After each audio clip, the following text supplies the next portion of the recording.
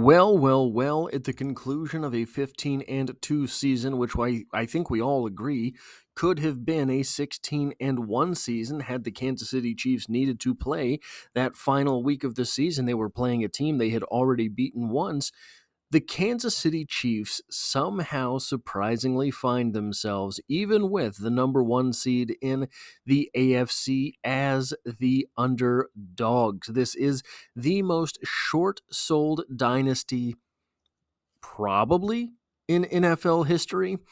I believe had you gone back to the 90s and looked at the Bills near dynasty, there would have been more national fanfare there for Jim Kelly than today there is for Patrick Mahomes. More belief that Buffalo was a great team than how the Chiefs are looked at, even on the in the afterglow of consecutive Super Bowl victories and going to 6 consecutive AFC championship games, one win away now from their 7th consecutive AFC championship game.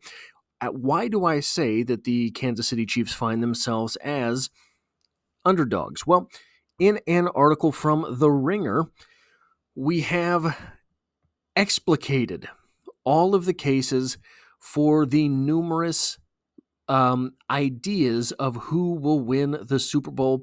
There were 8 different authors who gave their take, and 2 of them chose the Kansas City Chiefs.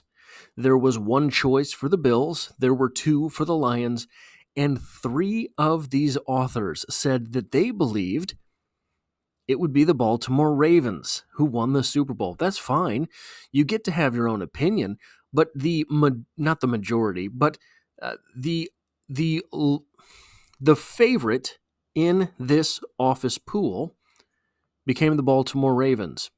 So, all right. In an article titled The Ringer Staff 2024-2025 NFL Playoff and Super Bowl Predictions, I hate this. Just call it the 24 playoffs. It's for the 2024 season. Don't do the whole NBA thing where everything has 2 different years in it. I can't stand that. Will the Ravens and Bills make it through the wild card weekend? Will the Vikings find their offense in time to make the postseason run? And who will win the Super Bowl? That and more in our staff predictions. The NFL postseason begins on Saturday, and it promises an epic first weekend with 6 games across 3 days. But who will reign supreme? Can the Minnesota Vikings find their offensive firepower? Will a returning Jalen Hurts lead the Eagles over the 7-seed Packers? And which AFC teams have the best chance of making a run through the playoffs and winning it all? The Ringer's NFL staffers make their playoff picks below. This is for a person named Lindsay Jones. Now, I haven't taken all 8 of the scenarios. I just took the 2 scenarios of authors favoring the Kansas City Chiefs. I wanted to look at those. This author has the Chargers beating the Texans. I agree. The Ravens beating the Steelers. That seems obvious to me. And the Bills beating the Broncos. That seems likely in my opinion. Then they have the Chiefs and the Chargers playing, and the Bills and the Ravens. The Ravens come out victorious, so the Ravens travel to Kansas City, and the Chiefs win, going to the Super Bowl and winning over the Lions. The NFC side of things sees the Lions and Eagles in the NFC Championship game. That seems like a pretty decent pick to me. But I want you to listen to the tone, even of an author who has chosen the Kansas City Chiefs to win.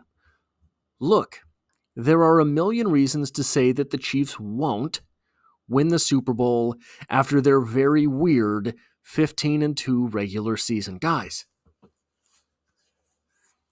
a 10-7 season can be a weird one. You end up as a winning team when probably you should have been a losing team. An 11-6 season can be a weird one. An 8-9 season can be a weird one. There's just a couple games you missed out, otherwise you would have been in the playoffs. 15-2, one of those losses being a game in which no one played. Very few of your starters saw the field. That is not weird. That is dominance. Regardless of margin of victory, regardless of who was on the field, regardless even of strength of schedule, and the Kansas City Chiefs, if we go back up, here's the entire playoff field for the AFC.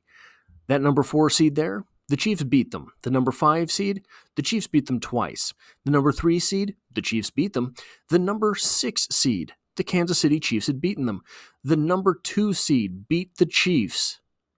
The one loss that they legitimately have on the season, the number 7 seed beat the Chiefs in a game where no one played, and the Chiefs beat them when it mattered. So actually, that's kind of weird. I hadn't thought of that. The 2 teams that beat the Chiefs are playing themselves in the wild card round. 15-2, when you played every team in the AFC playoffs, is not a weird season. 15-2, when you beat a team in the NFC playoffs, the Buccaneers, is not a weird season.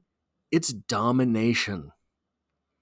It's domination. And as we saw yesterday or the day before, I can't remember, it was the day before, one of those videos that I did the day before, the Buccaneers had a very rocky season where they had rocked some real competition and lost to the Falcons twice. So there's that. But there's one very important reason why they might, and his name is Patrick Mahomes. You don't say. Other quarterbacks played better than Mahomes this season. Did they, though? And other offenses were more fun to watch than the Chiefs. I'll allow it. And there are 4 far more complete teams than Kansas City. Based on what? Based on what? On offense and defense? On certain position groups? On the players on the field plus the coaching staff? On the players on the field plus the coaching staff plus the front office? Where are you pointing to these complete teams? I'll wait. But I'm not picking against Mahomes as a 1 seed this time. Very good, Lindsay. Very good. The other author is Austin Gale. Austin has the Buffalo Bills emerging from the Buffalo Bills-Broncos game, the Ravens emerging from that game, and the Chargers emerging from that game in the exact same scenario. The exact same scenario in the divisional round with the Chiefs beating the Chargers and the Ravens beating the Bills. The Bills should feel super disrespected, by the way. And the Chiefs beating the Ravens in Arrowhead Field. The Chiefs go on to face the Eagles in the Super Bowl, and the Kansas City Chiefs win that one. Austin says there's actually less of a reason to doubt the Chiefs this year than there was last year, last January, when the Bills, Ravens, and 49ers all had better paths to the Lombardi Trophy. This is a very underrated point. Last year at this time, do you remember how you felt as a Chiefs fan?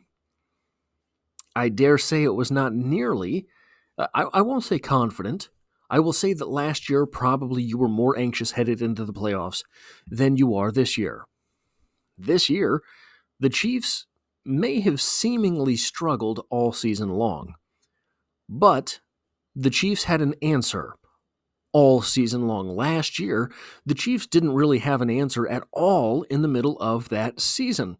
They were developing answers. They were toying with things. They were making things work once in a while. It wasn't until the playoffs happened that Rashee Rice was able to exploit defenses in more ways than previously he had been, being sent down the field more often. And Patrick Mahomes said, I'm going to run it myself sometimes, and took off. He's done a little bit more running this year than he did last year. I don't know the numbers on that particularly. It just seems that way, perhaps. But he has been running a little bit this season. He's likely to run more in the playoffs. Guys, when the season's on the line, Mahomes is going to run it. And he's going to run it well. And he's going to sort of fat man dance his way to a first down, because that's just his running style. He's going to Jack Sparrow down the sideline and all of a sudden have a first down. That's what happens in the playoffs. I was the only staffer at the Ringer who picked the Chiefs to win it all after the 2023 season, and I still can't fade Mahomes regardless of how easy it is to find reasons to bet against his team. What are those reasons? What are those reasons? Mahomes has never had a DeAndre Hopkins. Sammy Watkins was fairly close, but he had quite a few drops and was not able to stay on the field. But that's kind of it for veteran leadership at the wide receiver position, a guy who you can count on to make a catch. And at left tackle, worst case scenario, Joe Thuney looks pretty all right.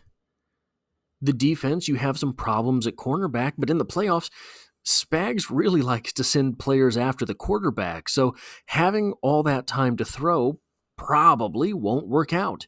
Here's the thing about the Kansas City Chiefs. They are so good, they have a regular season and a postseason strategy. They have a regular season and a postseason strategy that we know about.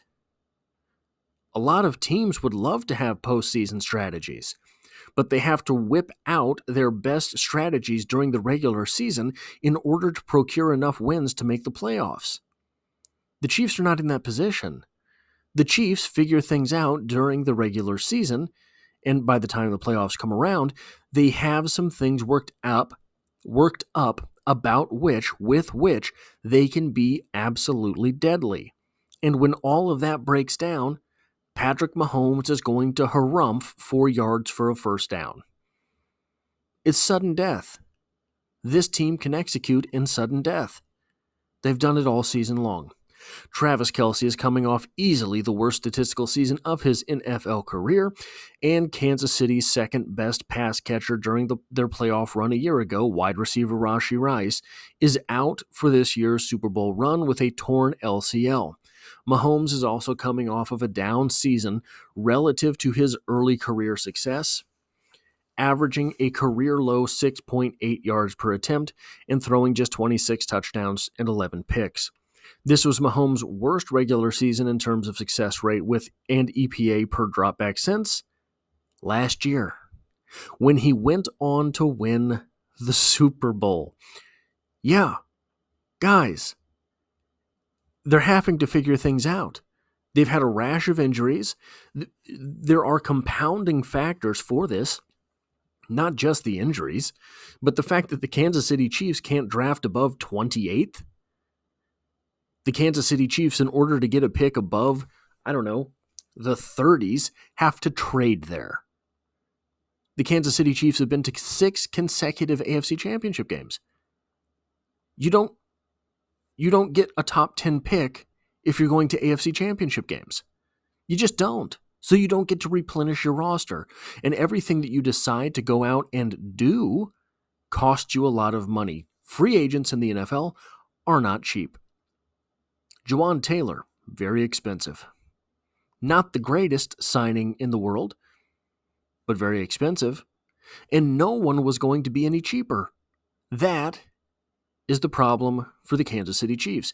But they continue to be able to reload through the draft and through having a scouting department that is able to not only make very value-sensible picks in the NFL draft, but being attractive enough to UDFA that the moment a player who should be drafted, who would likely have graded out as a 6th or 7th rounder and able to contribute on the NFL level, maybe not a starter, but a guy who's going to get you 10, 15, 20 snaps a game, the minute that guy falls through the draft, the Kansas City Chiefs have a history of putting UDFAs on the field, getting them paid later, and letting them win championships in the process. The minute you fall through the draft, you're on the phone with your agent saying, hey, have you called Brett Veach? Everyone wants to be in Kansas City. But despite all the negatives, the Chiefs starters will play their first game coming off 24 days of rest, having locked up a first-round bye early and sitting players in Week 18. Kansas City will also benefit from the fact that if the chalk holds, either the Buffalo Bills or Baltimore Ravens will be out of the postseason before they ever come to Arrowhead. End of article. There is no if the chalk holds. I don't know when this article was printed. I think it was in the past couple days. There's no way that the Kansas City Chiefs have to see both the Ravens and the Bills.